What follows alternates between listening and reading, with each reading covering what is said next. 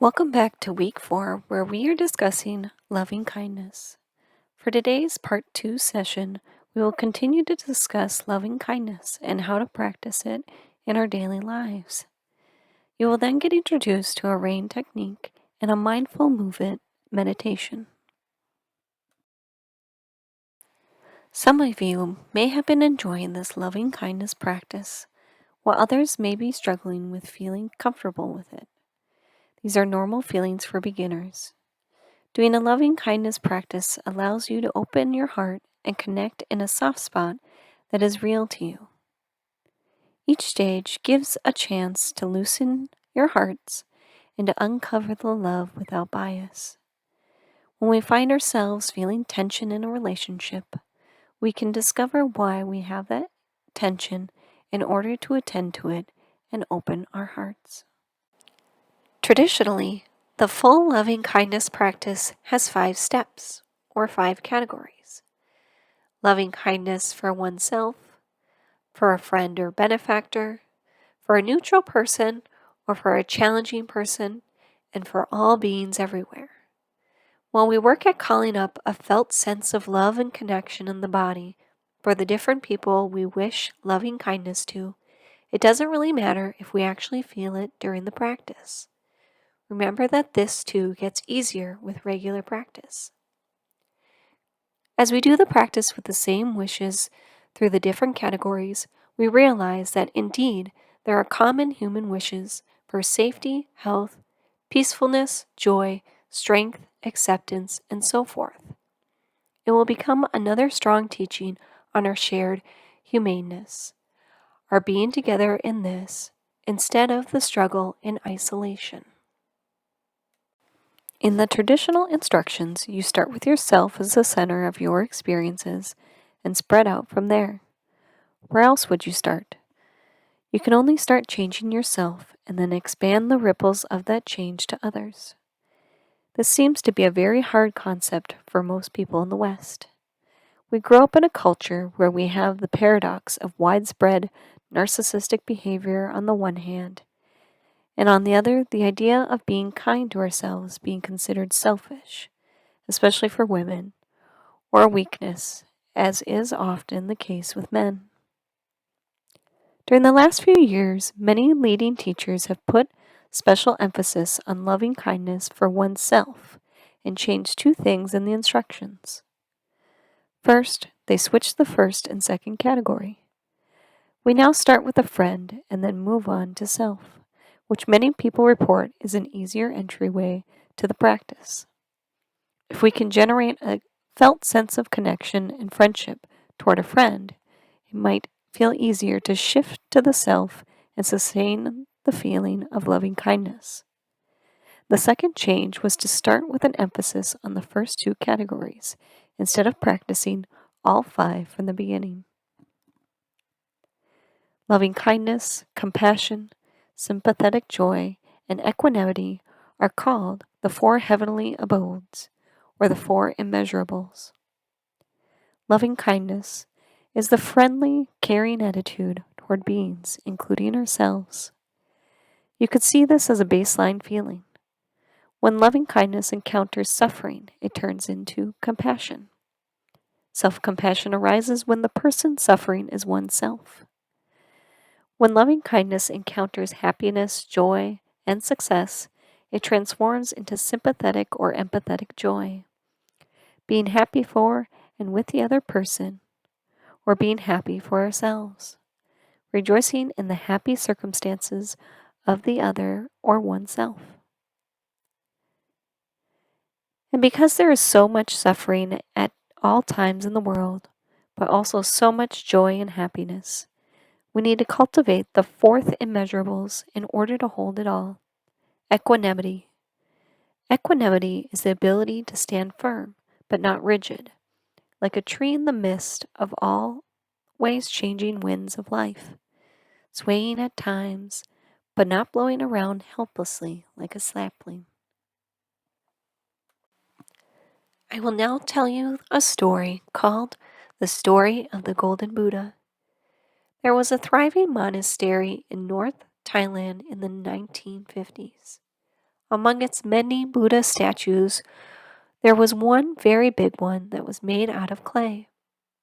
It wasn't particularly pretty, but the monks favored it because it had been part of the monastery for centuries, and they loved it for its longevity. After an especially strong rainy season, followed by a hot spell, the monks noticed that the statue had gotten some cracks. One curious monk took a flashlight and shone it into the biggest crack.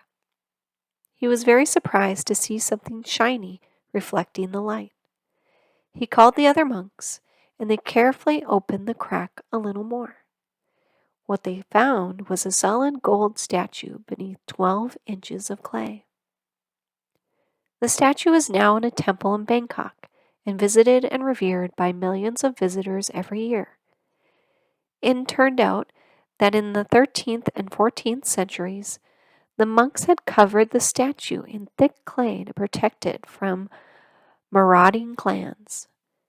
Generations later, the knowledge of the Buddha's gold core had been lost to time. Everyone thought it was an unassuming mud statue. We, of course, are just like this. We cover ourselves up with layers of protection. Our goal is to protect ourselves from harm, but over time we forget our true golden nature. It is a nature of friendliness and kindness. Never forget your own nature. Be the gold, not the mud. The RAIN technique is an acronym of a step-by-step technique that helps us to work with both physically and emotionally challenging experiences. From working with thoughts in the previous week, we now turn the attention to another sticky area, our emotions. This technique can be considered a shorthand version of the loving kindness practice. It can be used anytime throughout the day when you encounter a challenging moment. It introduces the capacity to provide a kind response in the face of struggle. The R stands for recognize.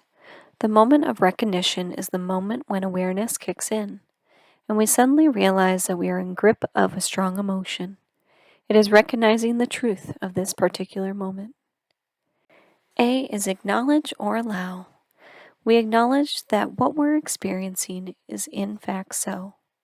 This doesn't mean that we need to like it or accept it. We simply acknowledge that yes, this is what's happening right now. It is turning toward our experience instead of turning away, which is what we typically and habitually do with something intense or unpleasant. I is for interest or investigate. In this step, we become curious about what this moment, this emotion actually feels like.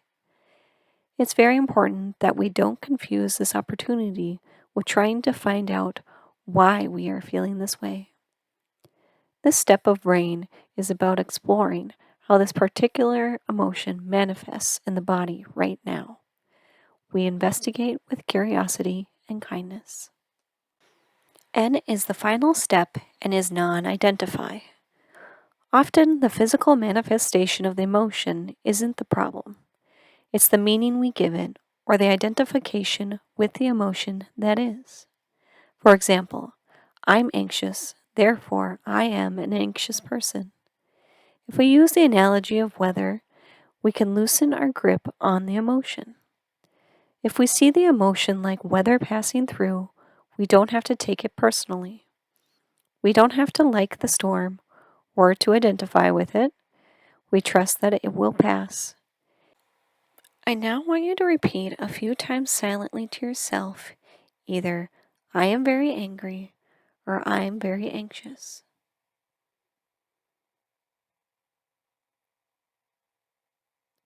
Focus on what you're feeling in your body.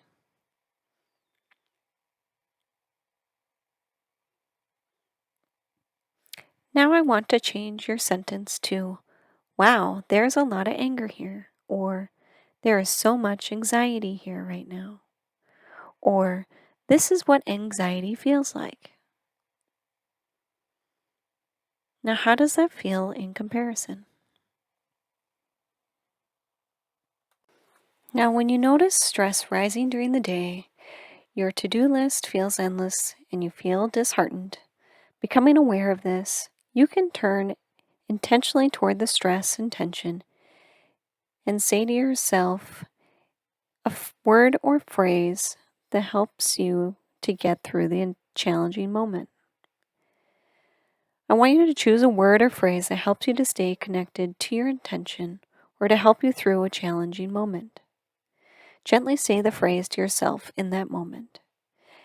If you're by yourself, try placing one hand over your heart for added support. Some example phrases can be, "It's okay," "This too shall pass," "Yes, this hurts," "May I stay open," "Yes, this hurts," "May I be kind to myself," and "Yes, this hurts, may I meet this moment with an open heart."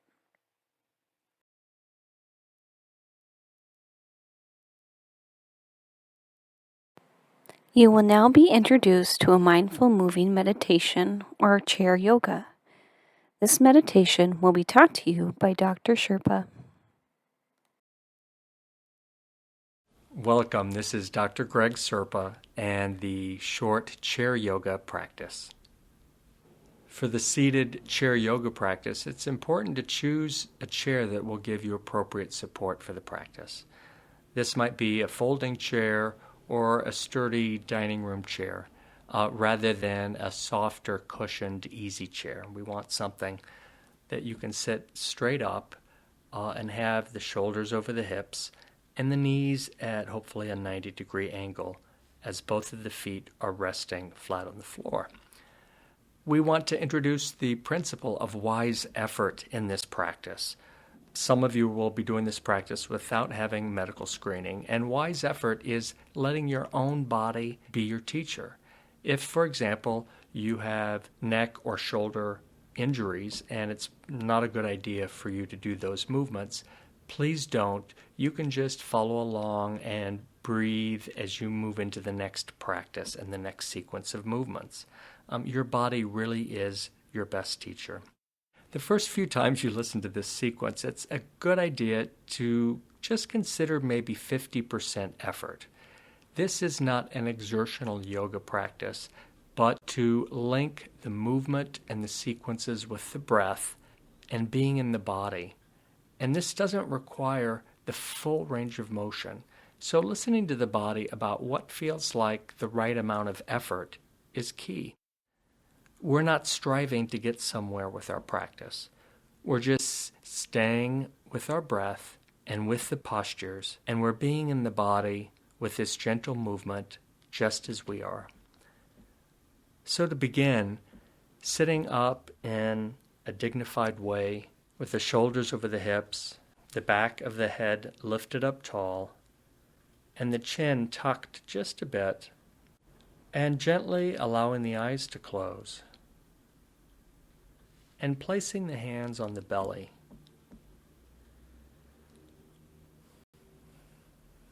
With the hands on the belly, noticing the movement of the belly with the breath.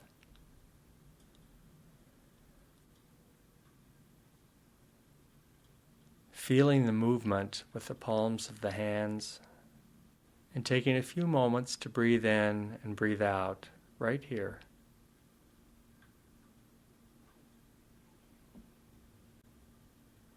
Shifting the hands up to catch the bottom rib, so coming up a couple of inches and maybe moving your hands to the side a few inches just to catch the bottom of the rib cage. And noticing, how does the breath feel in this part of the torso? Breathing in and breathing out. Perhaps sensing an expansion and a release in the rib cage.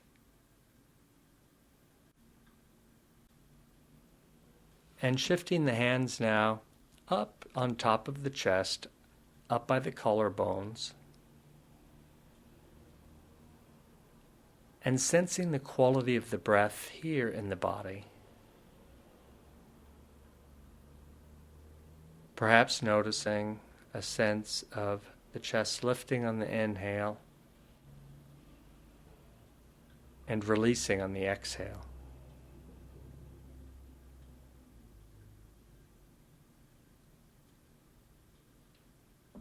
Simply tracking the breath, letting yourself be just as you are, right here in this moment.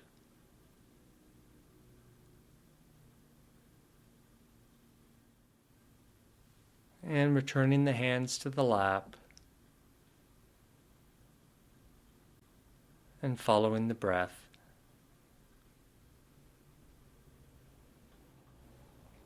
We're moving into some gentle sequence of neck movements.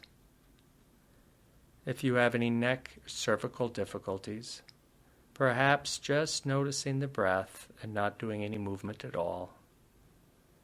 Always using wise effort in the body. And we're moving into nose circles. And for this posture, just imagining there's a pencil on the tip of your nose and a sheet of paper right in front of you. And you're making a clockwise circle with the tip of your nose as if you were drawing on the piece of paper the size of a dime. So it's a movement so small, maybe someone might not even notice that you were moving at all. And slowly beginning to spiral this shape open to the size of a golf ball, and cutting the speed of the circle down by half.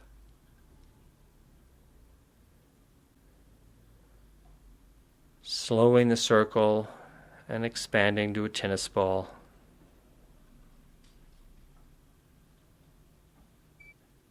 And opening up the circle to the size of an orange and cutting the speed down again, moving very slowly.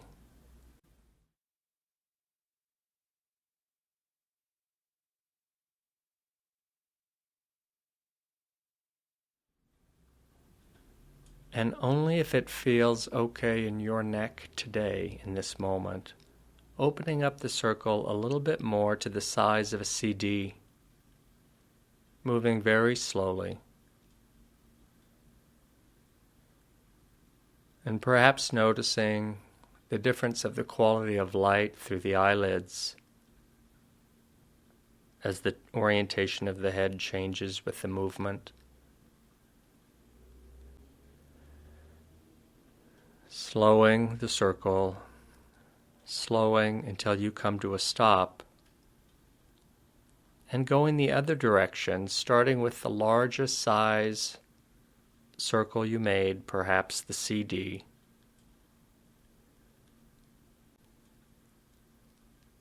Spiraling in to the size of an orange. Slowly spiraling in to the size of a tennis ball.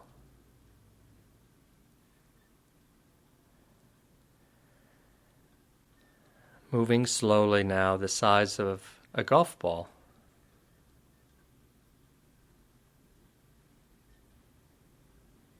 Into the size of a dime.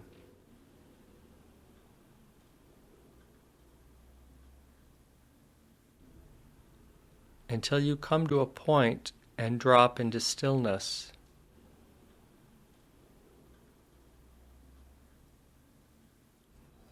Just taking a few cycles of breath to notice, to sense how the stillness feels. Breathing in and breathing out.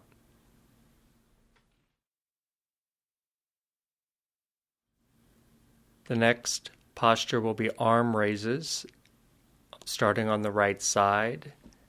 If you have any shoulder difficulties or pain in the shoulder, either skipping this practice completely or not lifting your arm all the way.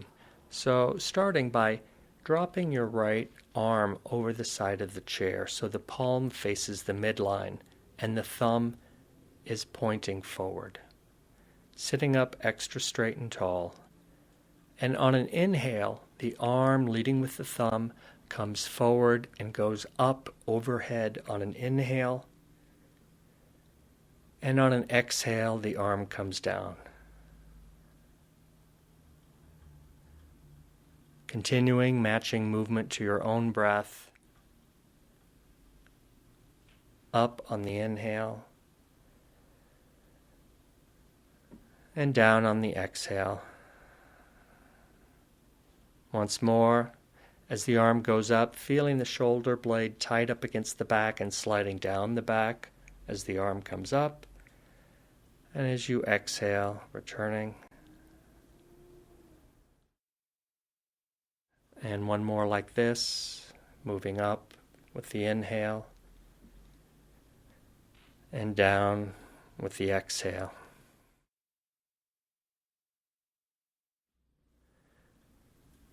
And replacing the hand in the lap. And finding your breath.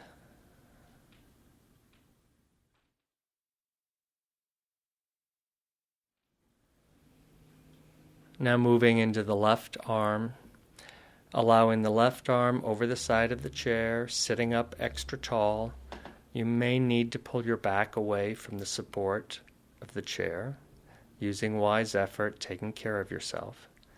And with the thumb leading on an inhale, the left arm comes up.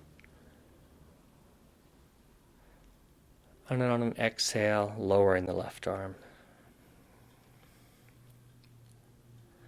Inhale, the hand goes forward, leading with the thumb, and the arm goes up. And lowering. 3 more, continuing to exquisitely match movement to breath. Having a sense of savoring the movement in the body. Bringing kind awareness to the sensations of the body and the movements.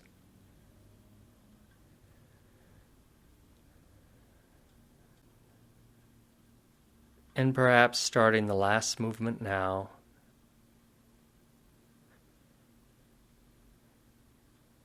And exhaling.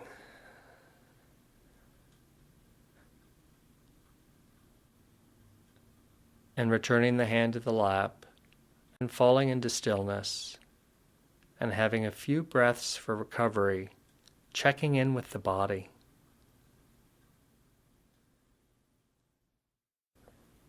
The next movement will be a hip opener. And for folks with limited mobility, the starting posture is simply to cross the right ankle over the left ankle, and that may be all that's available to you, and that's fine. Some people will want to continue with the movement by crossing the right leg over the left knee. And if it's available to you, the final part of the posture is putting the right ankle on top of the left knee. The right ankle on the left knee, and simply sitting up tall, feeling a gentle stretch in the outside of the right hip, and breathing into the right hip.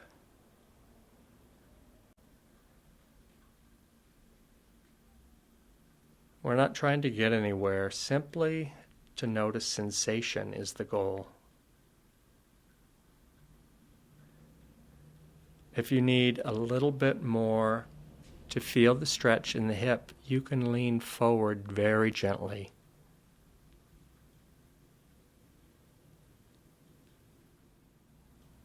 On an inhale, sitting up, and on an exhale, uncrossing the legs. And just noticing how this movement feels in the hips, and if there's any different sensations, right hip to left.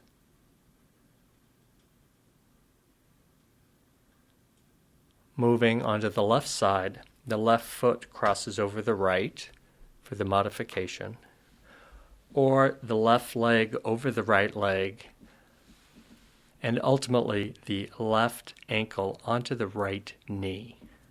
Sitting up tall, feeling the gentle stretch in the outside of the left hip, and breathing.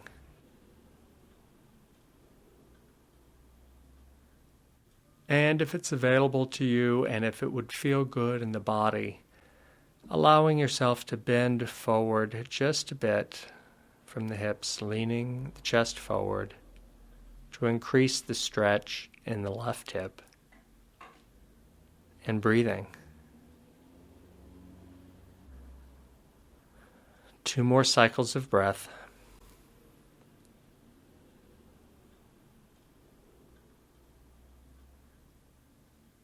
And on your next inhale, uncrossing the leg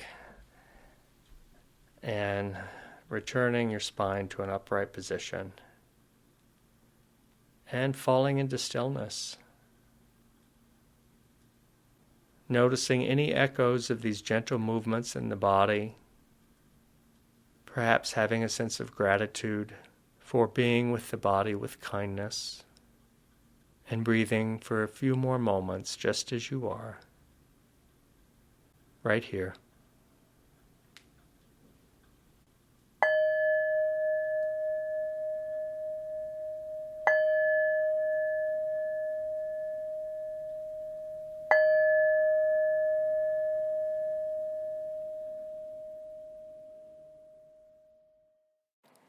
That concludes our week 4 sessions. Your next handout is Loving Kindness Affirmation. I also want you to continue using the Loving Kindness meditation daily. If you introduce this to your children, I would love to hear about their reactions, so feel free to email me or comment on the video. Next week, we will be discussing letting things be as they are. Take care.